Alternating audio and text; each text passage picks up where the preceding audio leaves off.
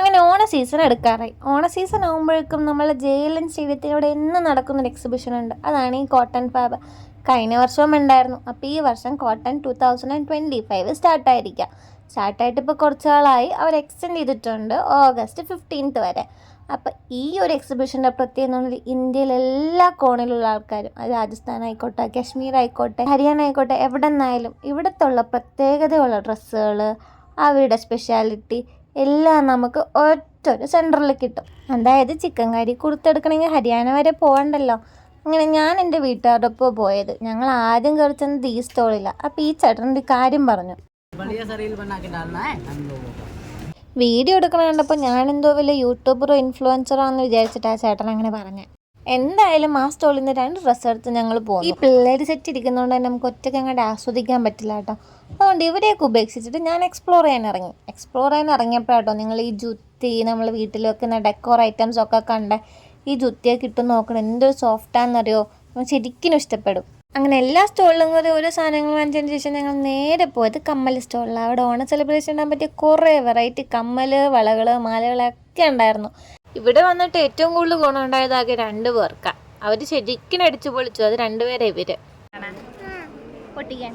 Train കാണിച്ചു കൊടുത്തെല്ലാവരും കാണിച്ചു കൊടുക്കും. ട്രെയിൻ കളിപ്പാട്ടത്തിൻ്റെ സ്റ്റോൾ ഉണ്ടാവുന്ന പ്രതീക്ഷിച്ചല്ല. എന്തായാലും അത് കണ്ടപ്പോഴേക്കും 2 പേരും ട്രെയിൻ വാങ്ങിച്ച് കയ്യിൽ വെച്ചു. പിന്നെ ഞങ്ങൾ ഇതുപോലെ നടന്നപ്പോൾ ഇങ്ങനെ സോഫ സെറ്റ്, ബെഡ്ഷീറ്റൊക്കെ കണ്ടു. പോകുന്ന വൈകും കുറേ കമ്മലുമാലകളും സെറ്റ് ഉണ്ടായിരുന്നു കേട്ടോ. ശരിക്കും നമ്മുടെ ഓണം സെലിബ്രേഷൻ ആപ്റ്റ് ആവുന്ന ഓക്സിഡൈസ്ഡ് ജ്വല്ലറി, വളകൾ, കമ്മലുകൾ എല്ലാം ഉണ്ട്. ഇതിൻ്റെയൊക്കെ റേറ്റ് വരുന്നത് 30 rupees ഓൺവേർഡ്സാന്ന് ഞാൻ പറഞ്ഞല്ലോ. കമ്മലുമാല മാത്രമല്ല കേട്ടോ, എല്ലാം ഉണ്ട്. റിങ്ങുകൾ, നോസ് റിങ്സ്, ക്ലിപ്സ്, അങ്ങനെ വെറൈറ്റി സാധനങ്ങളാണ്. പേഴ്സ്, ബെൽറ്റൊക്കെ ഉണ്ടായിരുന്നു. ഈ പേഴ്സൊക്കെ കണ്ടിട്ട് എനിക്ക് കൊതിയാവുമായിരുന്നു കേട്ടോ. നടന്ന് മതിയായപ്പോൾ ഒരാളെൻ്റെ ഒക്കെ കയറി. അതാണ് ഇയാൾ എന്നെ കോപ്രായം കാണിച്ചുകൊണ്ടിരിക്കുക. പിന്നെ ഞങ്ങൾ ഈ ഒരു വെറൈറ്റി ഒരു സാധനം കണ്ടു. നമ്മുടെ ഹൗസ് ഡെക്കോറിന് നല്ലതാണ്, നല്ല രസമായിരിക്കും കാണാൻ. അങ്ങനെ പോകുന്ന വഴിക്ക് ഞാനും പാച്ചും കൂടെ ഈ ഊഞ്ഞാലാടുന്ന 3 പേരെ കണ്ടു. പിന്നെ അവൻ ഇതിൽ ആട്ടാൻ വേണ്ടിയിട്ടായിരുന്നു നിർത്തി. അങ്ങനെ അയാളെ കൊണ്ട് ഞാൻ ജസ്റ്റ് ഒന്ന് ആട്ടിച്ചു. എങ്ങാനും പൊട്ടിപ്പോയിരുന്നെങ്കിൽ ഞാൻ എൻ്റെ പൈസ കൊടുക്കേണ്ടി വന്നേനെ. എന്നാലും കുഴപ്പമില്ല കേട്ടോ. അങ്ങനെ അവിടെ നിന്ന് ഇറങ്ങിയതിന് ശേഷം അമ്മയ്ക്ക് കപ്പുകൾ വാങ്ങിക്കണം എന്ന് പറഞ്ഞിട്ട് ഈ കപ്പുകൾ എടുത്തു. ഇതൊക്കെ 30 rupees ഓൺവേർഡ്സ് ഉള്ളൂ കേട്ടോ ആ കപ്പൊക്കെ. അവിടെ നിന്നും എടുത്തപ്പോൾ ഞങ്ങൾ ആദ്യം ഇറങ്ങിയത് കഴിക്കാനാണ്. അങ്ങനെ നെയ്റോസ്റ്റ് കഴിക്കാമെന്ന് വിചാരിച്ചിട്ട് ഇറങ്ങി. ഇയാൾക്ക് നെയ്റോസ്റ്റ് ഇഷ്ടം. അയാൾ കഴിക്കുന്ന രീതി കേട്ടോ കാണിക്കുന്നത്. ഞാൻ പറഞ്ഞായിരുന്നത് എങ്ങനെയാണ് കഴിക്കുന്നതെന്ന് കാണിക്കാം. അപ്പം എന്നെ കാണിച്ചു തരുക. കാണിക്കുന്നതുകൊണ്ട് തന്നെ മുക്കില്ലല്ലോ കറികളിലൊന്നും. നെയ്റോസ്റ്റ് ഇഷ്ടമുള്ള അടുത്ത ആളാട്ടോ ഞാൻ. ആ ഗ്ലാസ്സൊക്കെ പിടിച്ച് കണ്ടപ്പോൾ ഞാൻ ചോദിച്ചു നിനക്ക് എരിയുന്നുണ്ടോയെന്ന്. അപ്പം ആദ്യം പറഞ്ഞ് എരിവൊന്നുമില്ല. പിന്നെ മുഖം മാറണം നമുക്ക് കാണാം എരിഞ്ഞിട്ട്.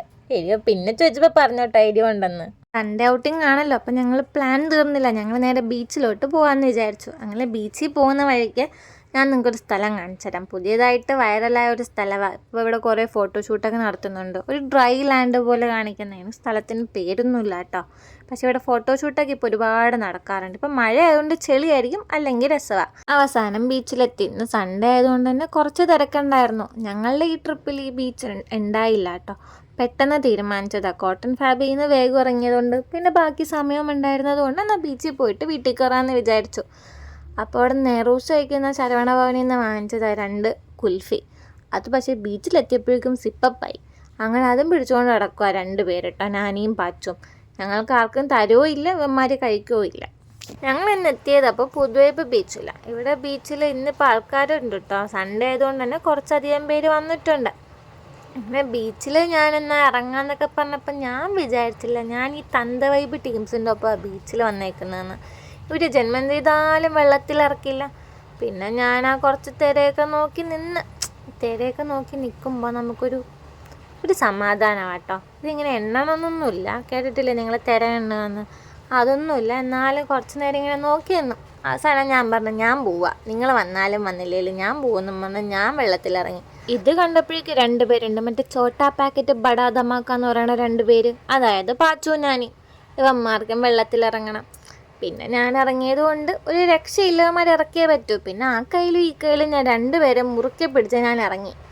അപ്പം നിങ്ങൾ വിചാരിക്കും ഈ നടക്കുന്ന ടീംസില്ലേ ഇയാൾക്ക് ഇറങ്ങണ്ടേന്ന്. അവൻ്റെ ക്രോക്സ് ചീത്താവും പോലും. അതുകൊണ്ട് അവൻ വെള്ളത്തിലിറങ്ങിയില്ല. അവനെ ഒഴിവാക്കിയിട്ട് ഞാനും പാച്ചുവും നാനിയും കൂടെ വെള്ളത്തിൽ നിന്ന്. ഞാൻ ഇടയ്ക്കിടയ്ക്ക് തിരിഞ്ഞ് നോക്കുന്നുണ്ട് കേട്ടോ, എന്തുകൊണ്ടാണെന്നല്ലോ. എത്ര നിന്നിട്ട് ഞങ്ങളുടെ കാലിലോട്ട് വെള്ളം വരുന്നില്ല. പിന്നെ 2 സ്റ്റെപ്പ് ഞാൻ അവർ നോക്കിയിട്ട് ഞാൻ ജസ്റ്റ് ഒന്ന് നിന്ന്, അങ്ങനെയെങ്കിലും കാലിൽ കുറച്ച് വെള്ളം മുട്ടട്ടെ എന്ന് വിചാരിച്ചിട്ട്. കുറച്ച് നേരം നിന്നപ്പോൾ ഇവന്മാർക്ക് തിരിച്ച് വരണ്ട. പിന്നെ ഞാൻ അവിടെ നിന്ന് വലിച്ച് പറിച്ച് 2നെ ഞാൻ കൊണ്ടുവന്ന്. കുറച്ച് സമയമായപ്പോഴേക്കും തന്തവൈപ്പ് ടീംസിനെ ഇങ്ങനെ വിളിയിട്ട് വാ പോവാന്നും പറഞ്ഞു. അങ്ങനെ ഞങ്ങൾ അവിടെ നിന്ന് തിരിച്ചു. പിന്നെ നിങ്ങൾ ഈ കാണുന്ന ലൈറ്റ് ഹൗസാണ് എറണാകുളത്ത് ആകെയുള്ളൊരു ലൈറ്റ് ഹൗസ്.